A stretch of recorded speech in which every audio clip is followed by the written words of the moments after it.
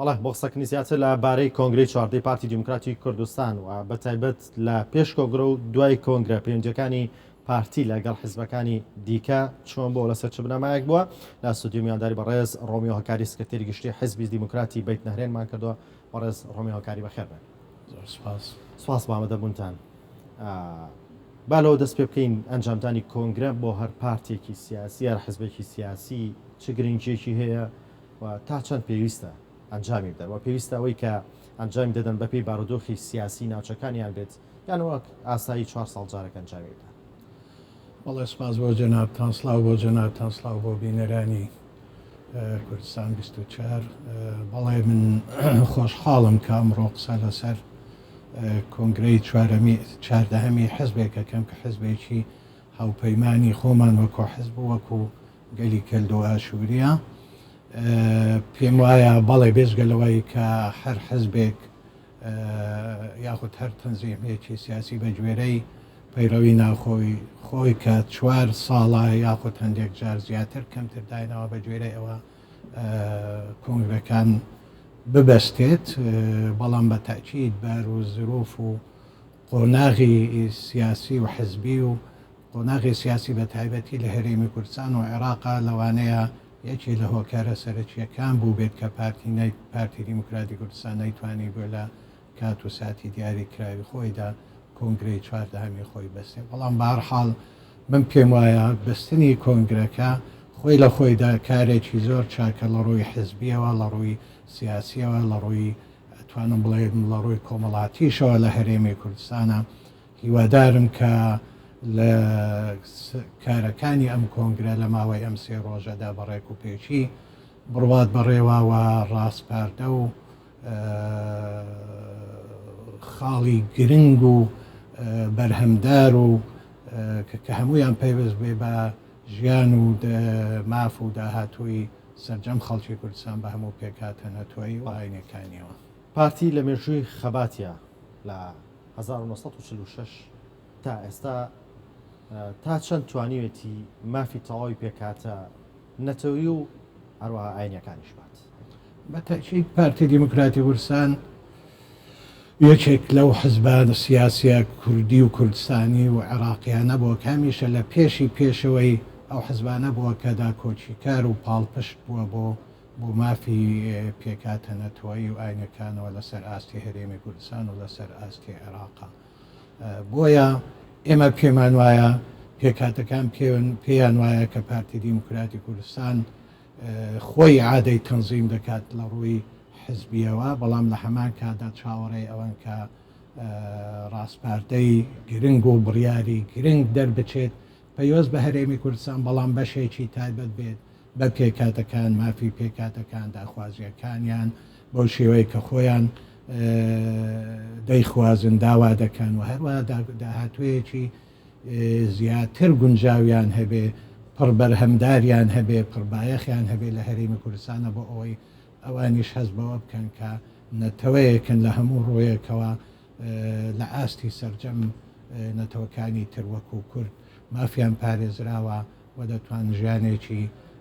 ئاسوودە بۆ نەوەکانی خۆیان بۆ ڕۆڵەکانی خۆیان دابین بکەن. هۆکاری ئەو پەیوەندی باشەی چه حزبەکەی ئێوە حزبەکانی دیکەی بە تایبەتی پێکاتەکان لەگەڵ پارتی دیموکراتی کوردستان بۆچی دەگەڕێتەوە بۆ دەگەڕێتەوە کە مافەکانی دەستەبەر کردوون یان چه هۆکارێکیە بووە؟ خۆی یەکێ لە سیفەت و خەسڵەتەکانی پارتی دیموکراتی کوردستان هەر لە ڕۆژی دامەزراندنیەوە جنابی بارزانی نەمێر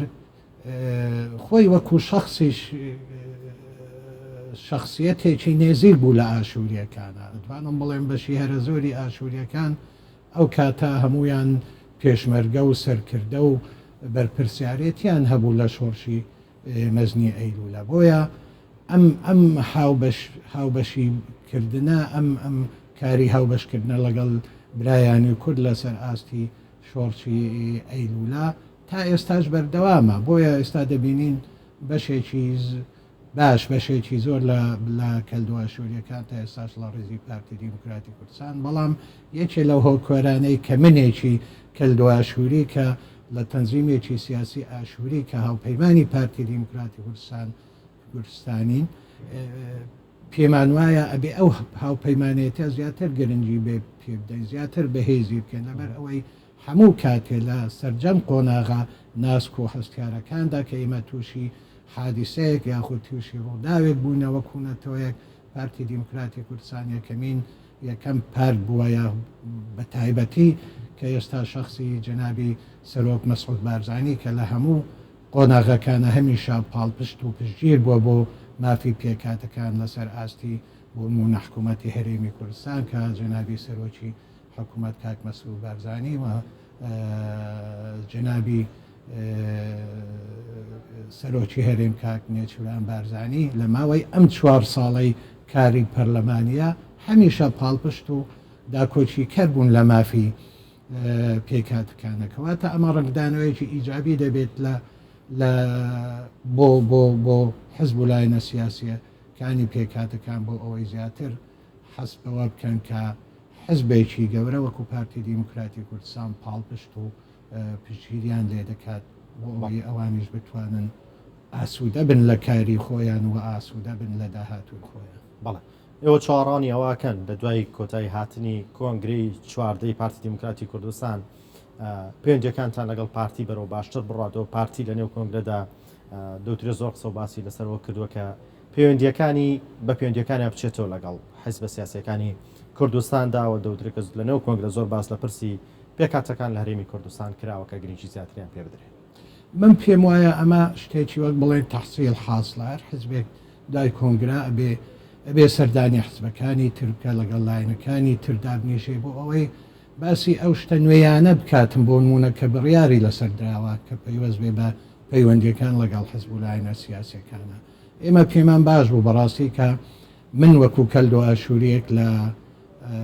چاو پێکەوتنێکی ترا وتم هیوادارن پارتی دیموکراتی کوردستان لەسەر هەر لەسەر ئەو نەهج و ئەو ڕێبازەی کە جەنابی بارزانی نەمر داینابوو کە پەیوەست بوو لاینەکەی پەیوەست بە پێکاتەکان لەسەر هەمان ڕێباز و هەمان نەهج و هەمان پرۆگرام بن. ئێمە چاڕوانەیەکی زۆرمان لەم کۆنگرەیە هەیە بۆ پارتی دیموکراتی کوردستان کە زیاتر بە شێوازێکی جوانتر نوێتر ڕێک و پێکتر پشگیری لە مافی پێکاتەکان بکات و وەڵە ڕۆی حزبیشەوە من پێم وایە هەر حزبێک کە کۆنگرەیەک دەبەستێ کۆنفرانسێک دەبەستێ دوای ئەمە ئەبێ هەندێ حەق و حساب بە دوواداچوون بکات لەگەڵ ئەوانەی کە بۆ نمونە سەرکەوتوو نەبوون لە کارەکانیان ئەوانەی کە کارێکی جدیانە کاری حزبیان نەکرد ئەوانەی کە هۆکار بوون بۆ ئەوەی حزبەکانی تر ناڕازی بوون لە پەیوەندیەکانیان لەگەڵ پارتی دیموکراتی کوردستانە بۆ هەر مەبەستێک بوو بێ هەموو ئەمانە بە دوواداچوونێکی بۆ بکاتم پارتی دیموکراتی کوردستانە بەڕێوەچوونی کۆنگرە چەند گرنگە کۆتایی هاتنی کۆنگرە و کارەکانی دوای کۆنگرە شێندە گرنگە بە هەمان شێوە من پێم وایە بە هەمان شێوە گرنگە بۆ نمونە ئێمە وەکو کەلدۆ ئاشوریەکان هەمیشە داوامە لە پارتی دیموکراتی کوردستان ئەوە بووە کە مافەکانی ئێمە پژگیریان بکات و بیان پارێزێت بچنە ناو چارچێوەی دەستوری داهاتووی هەرێمی کوردستان بچنەوە بۆ کردوون پارتی بەڵێ بە تاکید کردوویەتی تا ئێستا بەڵام خۆت دەزانی ینی داواکاری و داخوازەکان ڕۆژانە لە گۆڕانکاریدان بە گوێرەی گۆڕانکاری ژیانی هەموو تاکێکی ئەم کوردستانە ئێمەش وەکوونەتەوەیەک بەڵێ لەوانەیە ئەو داخوازیەکانی ئێمە ساڵی 2022 جیاواز بن لەوەی کا پێش 2015 و 2020 حتا لەوانەیە هەندێک لەبەر کاریگەری هەندێک هۆکارێک کە بەسەر خەڵکی ئێمە هاتووە هەندێک کێشەمان بووە لەوانەیە ئێستا بە شێوازێکی جیاواز لە پێشان لەگەڵ پارتی دیموکراتی کوردستانە دابنیشین بۆ چارەسەرکردنی کێشەکانمان بۆ نمونە من نمونەیەکی بچووکتان پێ دەدەم بارزانی نەمر هەر لە سەرەتای دروستکردنی ئەم حزبەوە دواتر کە ڕژێمەیەک لە دوایەکانی بەغدا ئەوانەی حکمی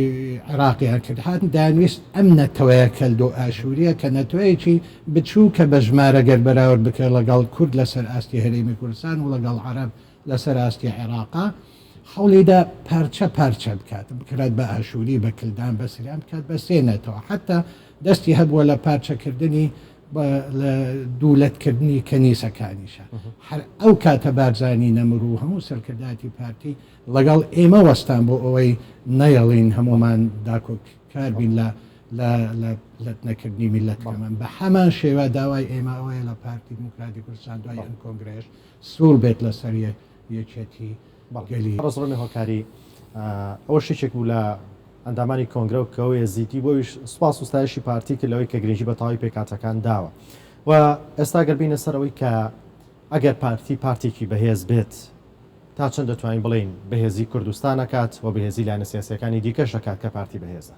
وڵا بە تاکید بەهێزبوونی پارتی بەهێزبوونی لایەنەکانە بەهێزبوونی دەنجی پێکاتەکانە لەبەرەوەی ئێمە من دەتوانم بڵێم کە پارتی مەسئولێتێکی گەورەی لەسەرشانە پارتی دیموکراتی کوردستان بەرپرسە لە پاراستنی پێکاتە نەتۆی و ئاینەکانەوە پارتی دیموکراتی کوردستان بەرپرسە لە چارەسەرکردنی کێشی سەرجەم کێشەکانی ئەم پێکاتانە لەبەرەوەی هەموو بەشی هەرە زۆری ئەگەر هەمووی نەبێ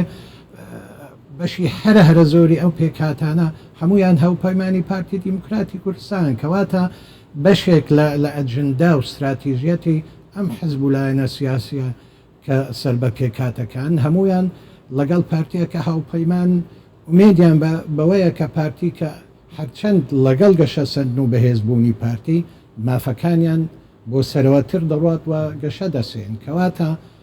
بەڵێ من پێم وایە دەبێت چاوەڕوانەیەکی زۆری مەی پێکاتەکان لە کۆنگرەی پارتی دیموکراتی کوردستانە بکەین کە گۆڕانکاری بەسەر سەرجەم سیاست و استراتیژیەتی خۆی ئەوەی پەیوەستە من قسە لەسەر لایەنی پێکاتەکانە ئەوەی پەیوەستە بە پێکاتەکانەوە ئەبێ گۆڕانکاری تیا بکرێتن چونکی بەڕاستی لەوانەیە لە زۆرێک لە قۆناغەکانە ئێمە تێبینیمان هەبوو بێ لە ئەدای بۆلمونە هەندێک لە بەرپرسەکانی پارتی دیموکراتی کوردستانە و من پێم وایە دوای گۆڕانکاری لەم کۆنگرەیە و دوای گۆڕانکاری لە سیاست و هەندێک لایەنی استراتیژیەتی پارتی دیموکراتی کوردستان کە پەیوەست بێ بە پێکاتەکان و کە پەیوەست بێ بە هەموو هەرێمی کوردستان و عێراقیشە من پێم وایە ئەمە بە قازانج و بە سوودی پێکات و مافەکانیان دەڵێت باس لەوە کرد کە تێبینیتان لەسەر هەندێک لە ئەدای بەرپرسانی پارتی لە بەرامبەر پێکاتەکان و ڕەنگە پێشنیارتان هەبێت و داخوازی دیکەتان هەبێت بۆ پارتی لە دوای کۆنگرە ئەو تێبینیانانتان چی بۆ لە مای ڕابردوو هەبەوە پێشنیاستان چییە بۆ ئەوەی پارتی لە ماوەی داهاتوە بۆ پێکاتەکانی بکە من پێم وایە پێکاتە و خودی کورد وەکوونەتەوە خودی حزبە کوردیکان خودی پارتی دیموکراتی کوردستان لە زۆرێک لە قۆناغەکانە لە سەراستی حکوومەت لە سەراستی پەرلەمانە من لە سەراستی پەرلەمانە قسە دەکەم بە حکمیەوەی کە تا ئێستاش من ئەندامی پەرلەمانی کوردستانم لەوانەیە لە زۆرێک لە ئەدای هەندێ بەرپرسانی پارتی دیموکراتی کوردستانە لەوانەیە گلەیمان هەبوو بێ ڕەخنەشمان هەبوو بێ کەواتەڕەکانتان گەیاندوتە بەڵێ بە تاکید من تاکیدم دوای ئەوە هەموو ئەو ڕەخنانە بە هەند وەردەگیرێن و هەمووشیان بە قازانجی پێکاتەکانە یەکلای دەکرێتەوە چونکی من بەڕاستی مێدێکی زۆرم هەیە وەکوتم لە سەرەتادا ئەم کۆنگرەی پارتی ئەبێ گۆڕانکاری لە بۆچوونیان لە تێڕوانینیان بۆ مافی پێکاتەکانە بۆ نمونە لە پەرلەمانی کوردستانە زۆر جار بووە خۆی پەرلەمانتار مافی هەیە ئەتوانێت هەموو کاتێک قسە بکە بە گوێرەی پەیڕەوی ناوخۆی پەرلەمانە بەڵام هەندێک جار گوێش بۆ دەنجی پێکاتەکان بە باشی ڕانەئەگیرە وەکو ئەوەی گوێ بۆ خەڵکی ترە ڕائەگیرە من مەبەستم ئەو جیاوازیەیە کەواتە دوای ئەم کۆنگرەیە ئەبێ پارتی دیموکراتی کوردستان کە باسی پارتی دیموکراتی کوردستانەکەم بە حکمی ئەوەی کە ئامادەیە لە حکوومەت ئامادەیە زۆرینەیە لە پەرلەمان هەموو ئەم شتانە دەیانگرێتەوە من پێم وایە گۆڕانکاری تایە دەبێت و پێکاتەکانیش پێوە ئاسوودە دەبێت یەکمان ڕەخنە و پێشنیاری ئێوەش بۆ پارتی لەوە سەرچاوی گرتووە کە وەک خۆت وتت پارتی پارێزەری پێکاتە ئاینی و نەتەوەیەکان بووە بۆیە چۆن دەستخۆشیشی لێ بکرێت لە بەرامبەر شاڕەنگان دەڕەخنە و پێشیان هەبێ پێی بدرێکە ئەدای باشتر بێ بەرامبەر پێکاتەکان باست لە پەرلەمان کردەوە لە ماوەی ڕابردوودا گفتوگۆیەکی زۆر لەسەر پرسی هەڵبژاردننی پەرلەمان و کورسی پێکاتەکان هەبوو کە هەندێک لایەن داوان دەکرد دەبێت کورسی پێکاتەکان